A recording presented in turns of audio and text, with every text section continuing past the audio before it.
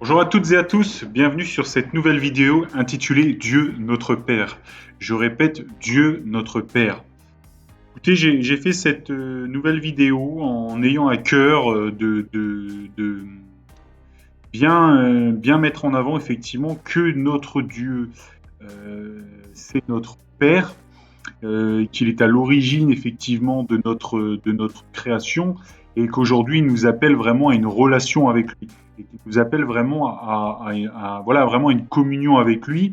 Euh, voilà, donc en tout cas, j'avais vraiment à cœur en tout cas de dire tout l'amour et la bienveillance qu'a notre Dieu envers nous, au point qu'il nous appelle ses enfants et que c'est notre Père. Donc c'est vraiment, j'appelle vraiment les gens qui regarderont cette vidéo à avoir effectivement du respect pour notre Seigneur. Alors, on le voit donc dans l'évangile de Matthieu, au chapitre 23, verset 9, où le Seigneur Jésus nous dit: Et n'appelez personne sur la terre votre Père, car un seul est votre Père, celui qui est dans les cieux. Vous voyez, c'est vraiment, finalement, ici-bas, on a nos papas, mais nos papas dans la chair, hein. Mais voilà, le Seigneur Jésus nous dit bien: car un seul est votre Père, celui qui est dans les cieux, c'est-à-dire Dieu, Dieu qui est notre Père. C'est lui qui nous a créés. Regardez Adam, le premier homme a été créé directement enfin voilà, a été créé directement. Donc vraiment, voilà, une invitation effectivement à regarder. On pense souvent à notre papa ici-bas, etc., mais vraiment à regarder notre Père céleste, notre Dieu. Alors, déjà, donc reprenons la base. Dieu nous déclare enfants de Dieu par la foi en Jésus-Christ. On va prendre différentes lectures. Donc, Évangile de Jean, chapitre 1, versets 1 à 14. Au commencement était la parole, et la parole était avec Dieu, et la parole était Dieu. Elle était au commencement avec Dieu. Toutes choses ont été faites par elle, et rien de ce qui a été fait n'a été fait sans elle. En elle était la vie, et la vie était la lumière des hommes. La lumière luit dans les ténèbres, et les ténèbres ne l'ont point reçue. Il y eut un homme envoyé de Dieu, son nom était Jean. Il vint pour servir de témoin, pour rendre témoignage à la lumière, afin que tous crussent par lui. Il n'était pas la lumière, mais il parut pour rendre témoignage à la lumière. Cette lumière était la véritable lumière qui, en venant dans le monde, éclaire tout homme. Elle était dans le monde, et le monde a été fait par elle, et le monde ne l'a point reçue, point connue. Elle est venue chez les siens, et les siens ne l'ont point reçue. Mais à tous ceux qui l'ont reçue, à ceux qui croient en son nom, elle a donné le pouvoir de devenir enfants de Dieu, lesquels sont nés non du sang ni de la volonté de la chair, ni de la volonté de l'homme, mais de Dieu. Voyez, et la parole a été faite chair, et elle habitait parmi nous, pleine de grâce et de vérité, et nous avons contemplé sa gloire, une gloire comme la gloire du Fils unique, venu du Père. Donc le Seigneur Jésus est la parole, et la parole a été faite chair, c'est ce qu'on nous dit. Donc le Seigneur Jésus est la parole, et on nous dit, à tous ceux qui l'ont reçu, elle a donné, et à ceux qui croient en son nom, c'est-à-dire en Seigneur Jésus, elle a donné le pouvoir de devenir enfants de Dieu. Vous voyez, donc Dieu, nous pouvons être appelés, enfin Dieu nous déclare enfants de Dieu par la foi en Jésus-Christ, parce qu'on croit au nom de Jésus-Christ, parce qu'on croit en Jésus-Christ. Déjà, ça, c'est vraiment une grâce extraordinaire, puisque nous n'avons, enfin, Dieu nous dit, vous êtes mes enfants si vous croyez en son nom, en Jésus-Christ. C'est quand même une grâce extraordinaire d'être appelés enfants de Dieu, à nous qui sommes finalement que des créatures créées par Dieu. On va prendre d'autres lectures. Donc, Évangile de Jean, chapitre 13, verset 33. Mes petits enfants, je suis pour peu de temps encore avec vous. Vous me chercherez. Et comme j'ai dit aux Juifs, vous ne pouvez venir où je vais. Je vous le dis aussi maintenant. Donc vraiment, on va le chercher parce que vous voyez, et il dit mes petits enfants. Vous voyez, le Seigneur Jésus dit mes petits enfants. Il nous considère comme ses enfants, mes petits enfants. Vous voyez, comme un papa dit, ah, mon enfant, etc. Vous voyez, c'est mes petits enfants. C'est formidable d'avoir Dieu le Fils, Seigneur Jésus, qui nous dit mes petits enfants. C'est à ceux qui croient en lui. On a aussi donc des lectures sur l'Ancien Testament, dans le livre d'Ésaïe, au chapitre 64, verset 8. Cependant, ô Éternel, tu es notre Père. Nous sommes l'argile et c'est toi qui nous as formés. Nous sommes tous l'ouvrage de tes mains. Vous voyez, encore une fois, où là, on vient nous dire qu'il nous a créés, voilà, et c'est toi qui nous as formés, mais nous sommes tous l'ouvrage de tes mains. Et tu es notre Père. Oui, Seigneur, tu es notre Père. D'ailleurs, je dis au passage, bien sûr, la prière que nous a dit le Seigneur Jésus quand les apôtres lui ont demandé montre-nous comment prier. D'ailleurs, on va y venir. Donc, en l'évangile de Matthieu, on voit que c'est notre Père. On voit qu'on s'adresse à notre Père. Donc, évangile de Matthieu au chapitre 6, versets 1 à 16. On va s'arrêter là. Gardez-vous de pratiquer votre justice devant les hommes pour en être vu, autrement vous n'aurez point de récompense auprès de votre Père qui est dans les cieux. Vous voyez, il est toujours question du Père, de notre Père. Lors donc que tu fais l'aumône, ne sonne pas de la trompette devant toi, comme font les hypocrites dans les synagogues et dans les rues, afin d'être glorifiés par les hommes. Je vous le dis en vérité, ils reçoivent leur récompense. Mais quand tu fais l'aumône, que ta main gauche ne sache pas ce que fait ta droite, afin que ton aumône se fasse en secret. Et ton Père, qui voit dans le secret, te le rendra.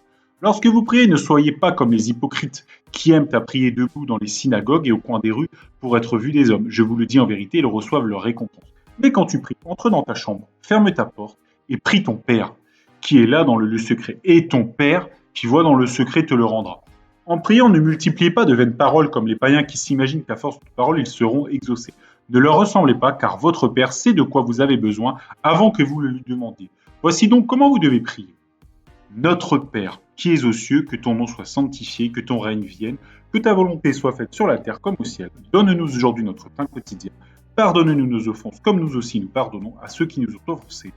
Et ne nous induis pas en tentation, mais délivre-nous du malin, car c'est à toi qu'appartiennent dans tous les siècles le règne, la puissance et la gloire. Amen. Si vous pardonnez aux hommes leurs offenses, votre Père céleste, voyez, votre Père céleste, vous pardonnera aussi. Mais si vous ne pardonnez pas aux hommes, votre Père ne vous pardonnera pas non plus vos offenses. Lorsque vous jeûnez, ne prenez pas un air triste comme les hypocrites qui se rendent le visage tout défait. Pour montrer aux hommes qu'ils jeûnent, je vous le dis en vérité, ils reçoivent leur récompense. Mais quand tu jeûnes, parfume ta tête et lave ton visage, afin de ne pas montrer aux hommes que tu jeûnes, mais à ton Père qui est là dans le lieu secret. Et ton Père qui voit dans le secret te le rendra. Vous voyez, c'est vraiment, ça nous invite vraiment vraiment, voilà, Dieu est notre Père. Et quand on s'adresse à lui, parce que dans la prière, on s'adresse à lui, notre Père.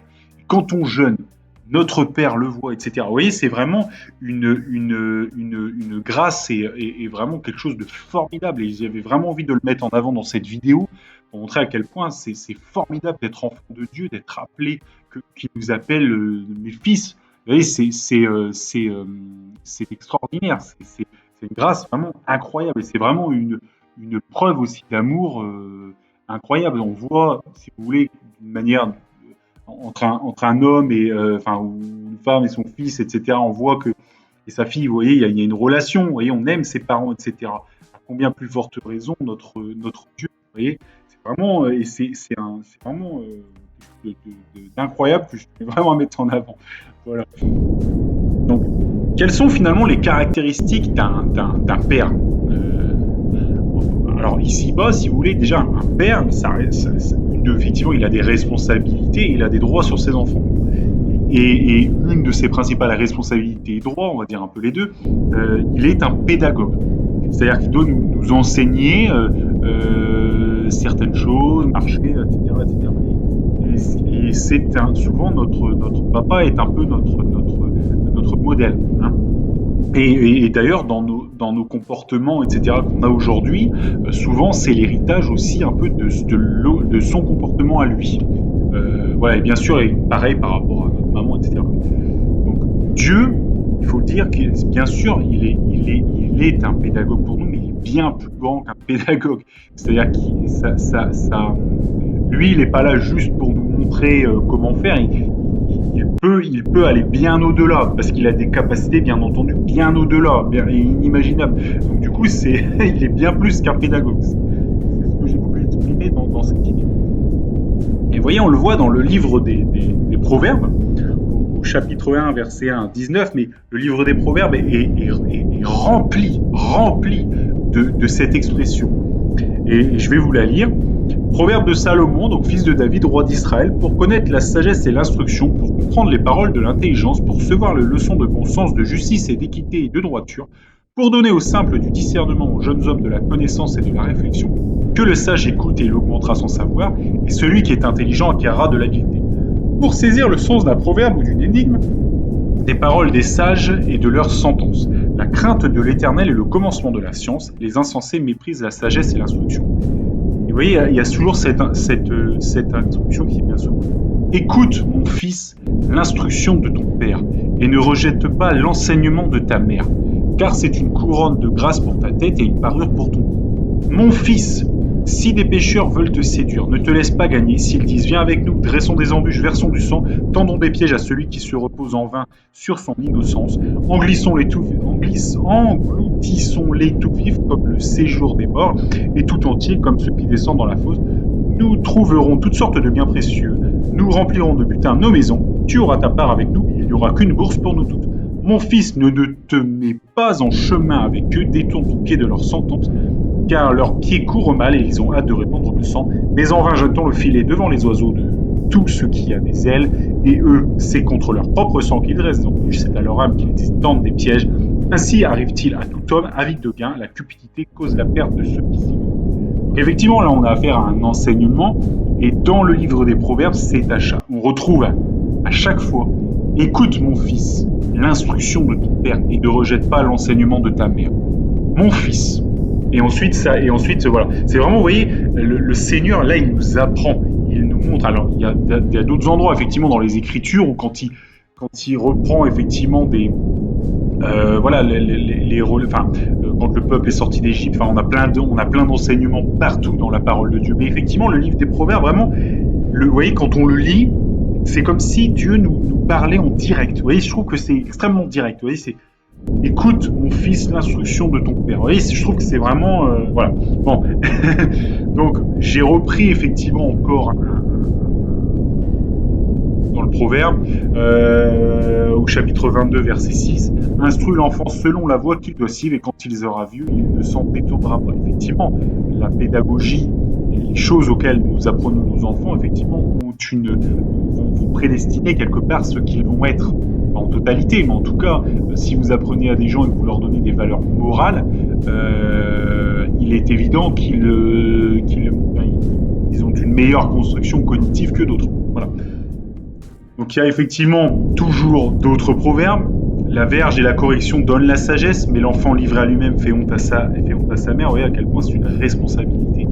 On a encore d'autres proverbes, chapitre 19, verset 18, « Châtie ton fils, car il y aura encore de l'espérance, mais ne désire point le faire mourir. » Vous voyez, on a aussi nous, en tant que papa, on a aussi une responsabilité d'apprendre à nos enfants, de les châtier, de les reprendre, de leur apprendre des choses, mais aussi des fois de les corriger comme il faut. Et des fois, ça peut être un petit peu dur.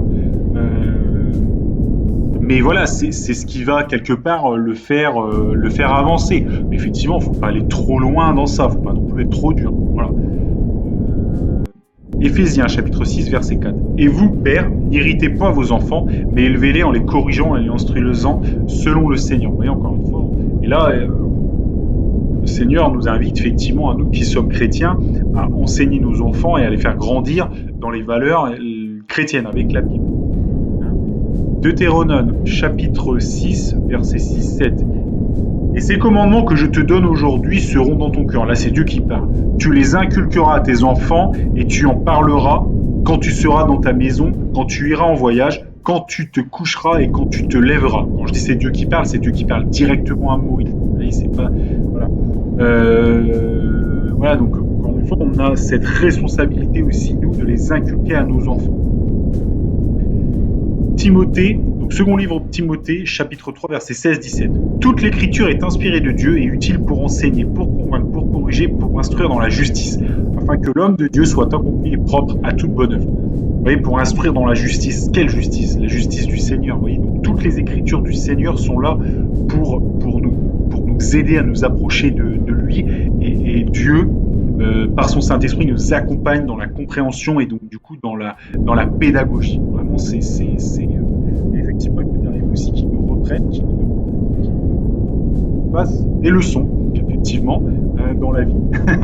Et voilà, vraiment, vous voyez, notre Dieu est un pédagogue. Il ne faut pas hésiter à demander, parce que Dieu nous éclaire des fois sur certaines situations qu'on ne peut pas comprendre difficilement, pour savoir quelle est sa volonté et quelle est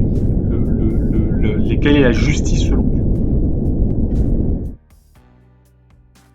Une autre caractéristique, bien sûr, très importante dans une relation, en tout cas entre un papa et son fils, c'est vraiment qu'un papa aime son fils.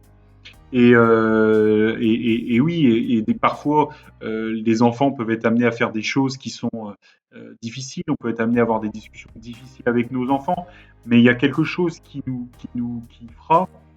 a quelque chose qui nous relie toujours, en fait. Et ce qui nous relie toujours, en fait, c'est l'amour. Et ce qu'il faut bien comprendre, c'est que on voit encore une fois une copie, pas une copie, mais on voit un reflet, si vous voulez, de l'amour entre un papa et son fils. Alors, et sa fille, imaginez l'amour que Dieu a envers nous. C'est un amour inimaginable qui dépasse vraiment tout ce qu'on peut imaginer, puisque encore une fois, il a été à la croix pour nos péchés. Il n'y a pas de papa qui font vraiment ça, quoi. Donc non, il n'y en a pas. Donc vous voyez, c'est vraiment bien entendu des millions de crans au-dessus, quoi. Donc du coup, vraiment, il faut vraiment respecter et avoir de l'égard vraiment pour ça. C'est vraiment encore une fois une grâce formidable. Et ça, c'est vraiment, on doit rendre notre amour à notre Père qui nous aime d'un amour inimaginable. Donc, Évangile de Jean, chapitre 3, verset 16, donc ça, c'est vraiment un grand classique de la Bible. Car Dieu a tant aimé le monde qu'il a donné son Fils unique, afin que quiconque croit en lui ne périsse point, mais qu'il ait la vie éternelle. Vous voyez, il s'est donné pour qu'on ait la vie éternelle, vous voyez, pour le pardon de nos péchés. On voit donc dans le psaume 103, verset 13, « Comme un père a compassion de ses enfants, l'Éternel a compassion de ceux qui le craignent. » Vous voyez, oui, le Seigneur a compassion de nous parce que nous savons que nous sommes pécheurs et nous avons besoin du Seigneur qui lave nos péchés. Et oui, l'Éternel a eu compassion de nous en envoyant son Fils, en se faisant chair pour porter nos péchés.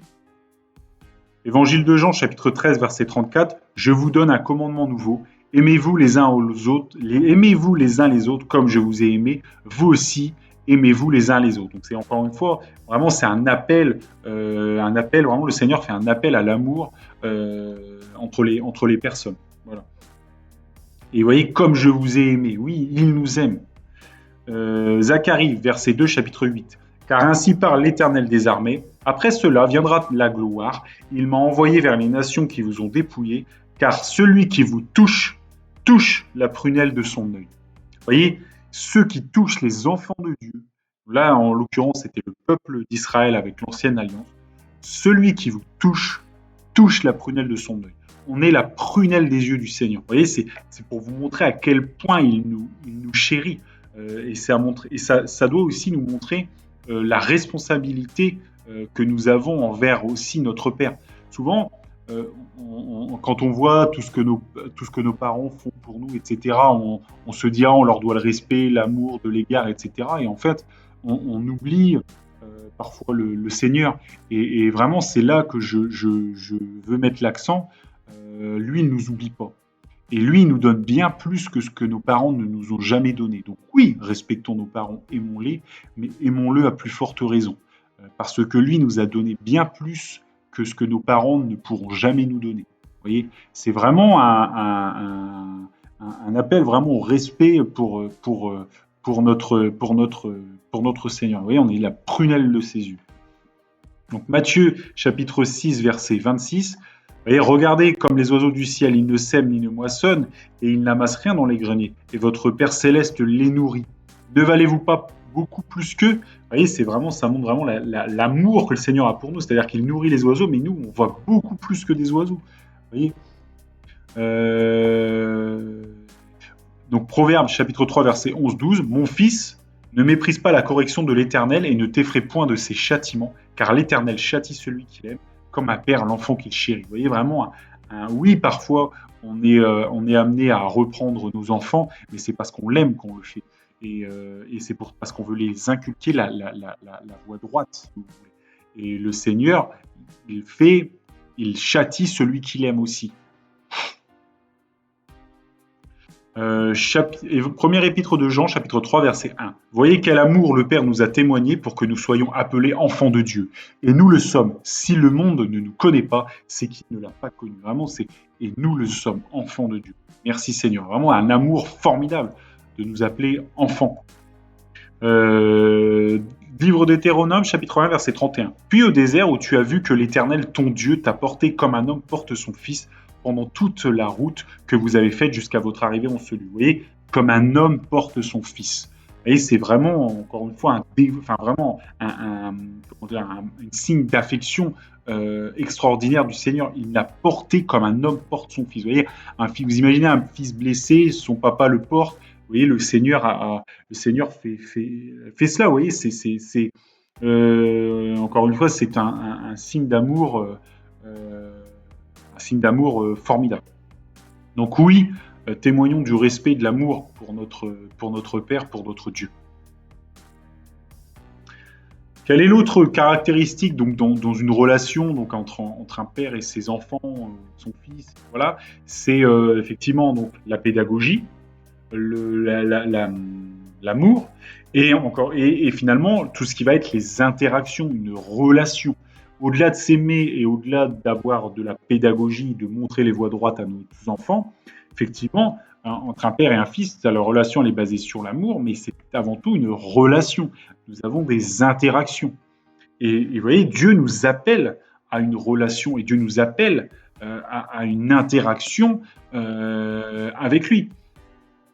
Voilà, vous voyez, l'œuvre de Dieu, c'est que vous croyez en celui qui l'a envoyé. Vous voyez, c'est vraiment nous appeler à avoir une relation, comme un père avec son fils, tout simplement. Évangile de Jean, chapitre 17, verset 3. Or, la vie, donc le Seigneur Jésus a dit, or, la vie éternelle, c'est qu'ils te connaissent, toi, le seul vrai Dieu, et celui que tu as envoyé, Jésus-Christ. Ils te connaissent, toi. Donc, vraiment, c'est un appel à la relation. Est-ce que connais-tu ton Père? Connais-tu Dieu? Connais-tu le Seigneur Jésus? Là, on ne parle pas de notre papa ici en la chair, etc., avec lequel on vit peut-être encore, si on est encore jeune. Mais connais-tu ton Père? Vous voyez, vraiment, le Seigneur Jésus a dit, la vie éternelle, c'est qu'ils te connaissent, toi, le seul vrai Dieu. Dans les Écritures, il y a effectivement tout un tas de caractéristiques qui est donné du Seigneur. Voilà, c'est-à-dire qu'il est vérité, il est vie, vous voyez, etc., etc. Et vraiment, c'est quand on est en relation avec quelqu'un, la relation, soit elle va être finalement une relation, elle va être superficielle, soit elle va être beaucoup plus profonde. Et aujourd'hui, le Seigneur, bien entendu, nous invite à une relation beaucoup plus profonde. Et effectivement, plus nous allons avoir une relation forte avec notre Père, plus nous allons le connaître. Plus nous passons de temps avec lui, plus nous le connaissons. Plus nous passons de temps à lire notre Bible, plus nous le connaissons. Voilà, et moins on voit notre papa ici-bas, moins on le connaît. Voilà, vous voyez, on connaît pas forcément. Enfin voilà, bon, la comparaison vaut ce qu'elle vaut, mais c'est pour vous expliquer qu'effectivement, on a une responsabilité aussi à passer du temps avec le Seigneur pour mieux le connaître et à passer du temps dans sa parole. Ouais, et vous voyez, par exemple, un des enseignements qu'on tire de ça, donc dans l'évangile de Jean, chapitre 14, verset 15, si des personnes ne lisent pas leur Bible, elles ne peuvent pas le savoir, mais l'évangile de Jean nous dit, si vous m'aimez, gardez mes commandements. Donc si vous voulez aimer votre Père et lui montrer que vous l'aimez, eh ben, gardez ses commandements. Ne volez pas. Par exemple, aimez-le. Ne faites pas d'idolâtrie. Vous voyez, et ensuite, qu'est-ce que sont ces commandements? On va aller bien sûr toujours dans la Bible et puis on va voir quels sont ces enseignements. Donc vous voyez, encore une fois, tout va dépendre finalement, la relation qu'on a avec Dieu va dépendre aussi de notre investissement par rapport à la parole. Voilà. Et il faut aussi, je tenais aussi à finir sur quelque chose, effectivement, au-delà de notre... Un enfant, il ressemble toujours à son père. Déjà, physiquement, il ressemble à son Père. Et il faut savoir que lors de la création, effectivement, Dieu nous a fait à son image. Donc, voilà. Donc, Dieu nous a fait à son image. Donc, du coup, nous ressemblons, nous avons une caractéristique physique qui ressemble au Seigneur. Bien sûr, quand je dis caractéristique physique, c'est de pieds, enfin, voilà, de jambes, de bras. Voilà, voilà, nous sommes à sa ressemblance physique. Voilà. Et au-delà de cette ressemblance physique, le Seigneur nous appelle aussi à une ressemblance morale, si je puis dire, spirituelle. C'est-à-dire que, enfin plutôt, on va dire plutôt morale. C'est-à-dire que, vous voyez, on reprend de nos papas parfois certaines idées, certaines pensées, etc., etc. Et plus on va aller dans la parole, et plus on va connaître le Seigneur, plus quelque part, on va aussi, le Saint-Esprit va agir en nous et va aussi nous faire incorporer les idées du Seigneur enfin les idées, la volonté du Seigneur. Et en cela, nous allons devenir de plus en plus conformes et de plus en plus semblables à la volonté du Seigneur. Vous voyez. Donc, vous voyez, au chapitre, Évangile de Jean, chapitre 14, verset 9, Jésus lui dit « Il y a si longtemps que je suis avec vous et tu ne m'as pas connu, Philippe. Celui qui m'a vu a vu le Père. Comment dis-tu, montre-nous le Père ?» C'est pour ça que le Seigneur Jésus a dit « Ne crois-tu pas que le Père est en moi et que je suis dans le Père ?» C'était quelque chose pour dire, vous voyez, finalement, le Seigneur Jésus est Dieu. Et Philippe dit « Montre-nous le Père et cela nous suffit. » Et Jésus lui a dit « Celui qui m'a vu a vu le Père. » Parce que le Seigneur Jésus, bon, voilà, est Dieu, mais il fait la volonté aussi du Seigneur. Donc, quelque part, celui qui voit le Seigneur Jésus a vu le Père. Vous voyez, en tout cas, c'est une interprétation que moi j'ai de cet écrit. Et de toute façon, il nous appelle, le Seigneur Jésus, à lui ressembler, puisque lui-même ressemble au Père. Vous voyez, premier épître aux Corinthiens, chapitre 11, verset 1, « Soyez mes imitateurs, comme je le suis moi-même de Christ. » Vous voyez, un apôtre nous disait « Soyez mes imitateurs, comme je suis moi-même de Christ. » Il faut être imitateur du Seigneur Jésus-Christ. Vous voyez. Premier épître de Pierre, chapitre 2, verset 21. « Et c'est à cela que vous avez été appelés, parce que Christ aussi a souffert pour vous, vous laissant un exemple, afin que vous suiviez ses traces. » Vous voyez, le Seigneur Jésus est un modèle, il faut le suivre. Et des écrits nous disent « Car en lui habite corporellement toute la plénitude de Dieu. » Vous voyez, donc Dieu habite en Jésus. C'est Dieu et Jésus. Donc vraiment, il nous invite à le suivre ses traces. Donc, et finalement, c'est ce qu'on fait un peu ici-bas avec notre papa. Bien souvent, on suit un petit peu ses traces, tout parti. Avec le Seigneur, c'est suivre toutes ses traces. Voilà. Donc, Dieu, vraiment, il attend de nous que nous l'écoutions, que nous l'aimions, que nous le consultions, que nous lui parlions, que nous allions près de lui dans l'église. Car là où 2 ou 3 s'assemblent, il est au milieu de nous. Vous voyez, c'est encore une fois une grâce extraordinaire d'avoir le Seigneur avec nous. Que nous prenions du temps pour lui. Voilà, il attend de nous ce qu'un fils fait pour son père. On prend du temps pour notre père ici-bas, pour notre papa ici-bas. On le respecte, on l'aime, on le discute, on lui demande son avis. Vous voyez, et Dieu, notre Père, nous donne parce qu'il est notre Père et qu'il nous aime. Et notre papa ici-bas nous aime et quand on lui demande quelque chose, bien souvent, il nous donne parce que c'est notre papa et il nous aime. Vous voyez, c'est vraiment comme ça que ça fonctionne.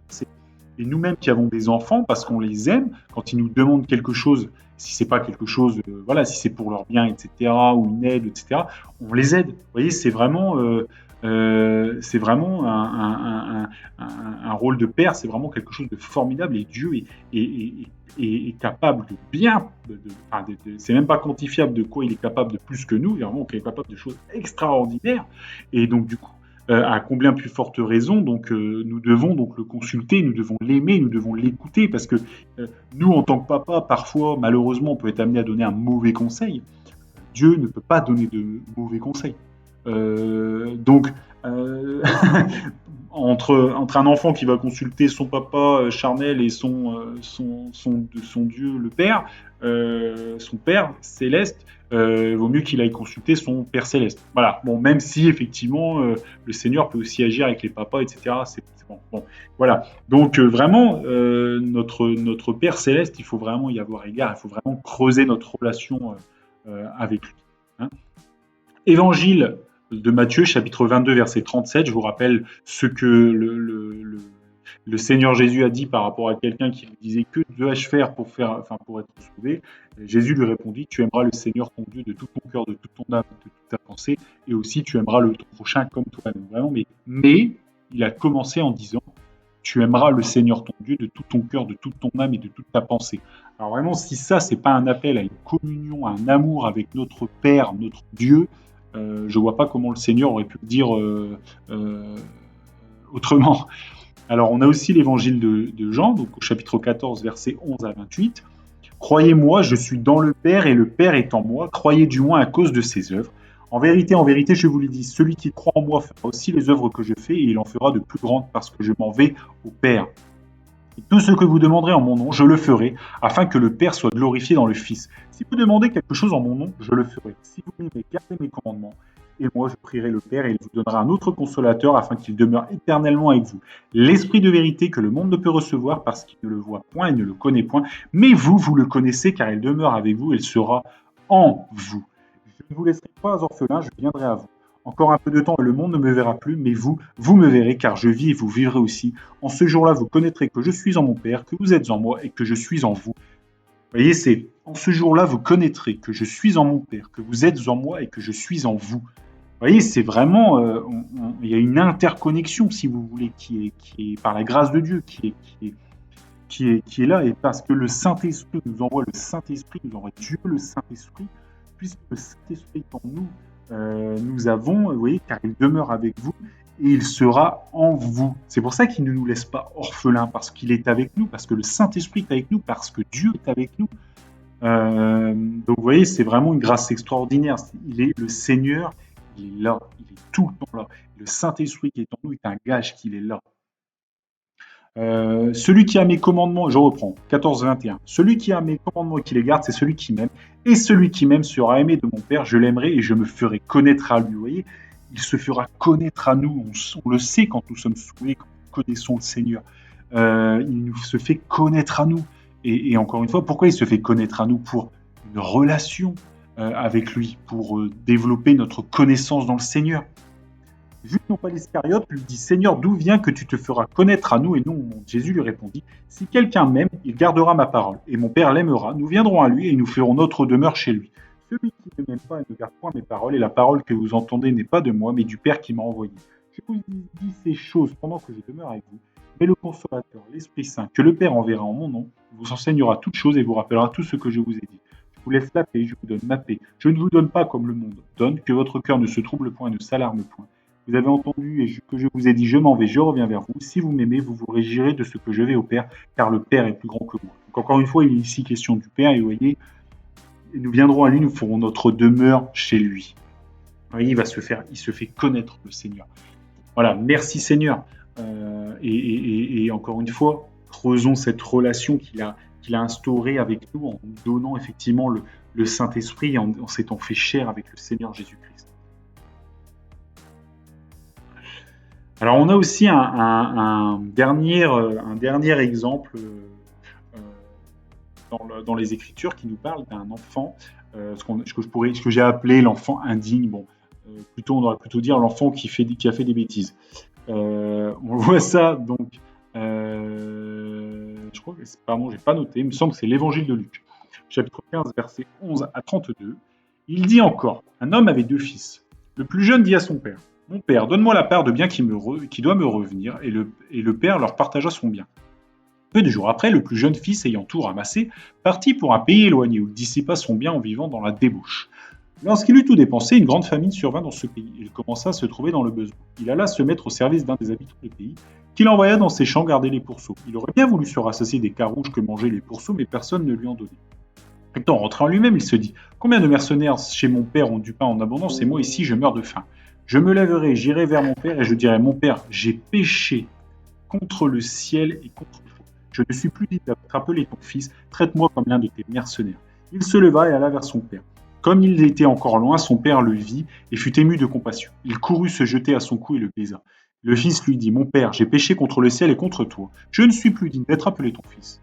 Mais le père dit à ses serviteurs, apportez vite la plus belle robe et l'en revêtir. et l'en revêtit. Mettez-lui un anneau au doigt et des souliers aux pieds. Amenez le veau gras et tuez-le, mangeons et réjouissons-nous. Car mon fils que voici était mort et il est revenu à la vie. Il était perdu et il est retrouvé, et ils commencèrent à se réjouir. Or le fils aîné était dans les champs. Lorsqu'il revint et approcha de la maison, il entendit la musique et les danses. Il appela un des serviteurs et lui demanda ce que c'était. Le serviteur lui dit: Ton frère est de retour, et parce qu'il l'a retrouvé en bonne santé, ton père a tué le veau gras. Il se mit en colère et ne voulut pas entrer. Son père sortit et le prit d'entrer. Mais il répondit à son père: Voici, il y a tant d'années que je te sers sans avoir jamais transgressé tes ordres, et jamais tu ne m'as donné un chevreau pour que je me réjouisse avec mes amis. Et quand ton fils est arrivé, celui qui a mangé tout mon bien avec tes prostituées, c'est pour lui que tu as tué le veau gras. Mon enfant, lui dit le père, tu es toujours avec moi et tout ce que j'ai est à toi.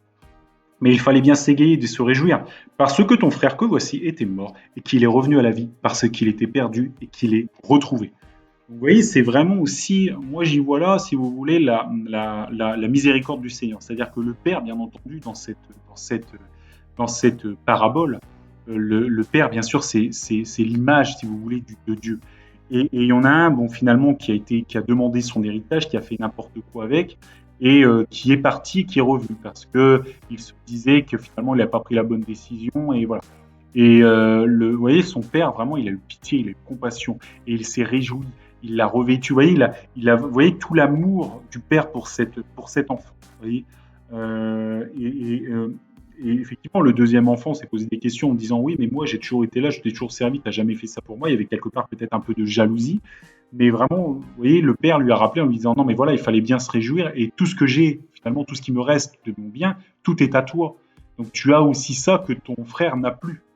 Vous voyez, mais en tout cas, le Seigneur est vraiment plein d'amour, et même un enfant, vous voyez, qui malheureusement s'est égaré et est parti loin de lui, qui revient, qui revient vraiment, vous voyez, en demandant pardon, etc. Vous voyez, j'ai péché contre le ciel et contre toi, vraiment.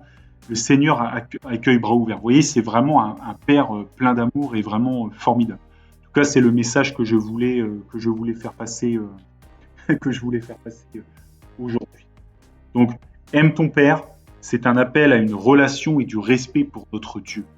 Vraiment, c'est magnifique cette relation, et entre un enfant et son papa, à combien plus forte raison entre un enfant de Dieu et notre Dieu. Vraiment, travaillons à cela, travaillons dans nos prières à lui parler, voilà, et à être en communion, en adéquation avec sa volonté. Vraiment, c'est à cela qu'il nous appelle. Que Dieu vous bénisse dans le nom de Jésus.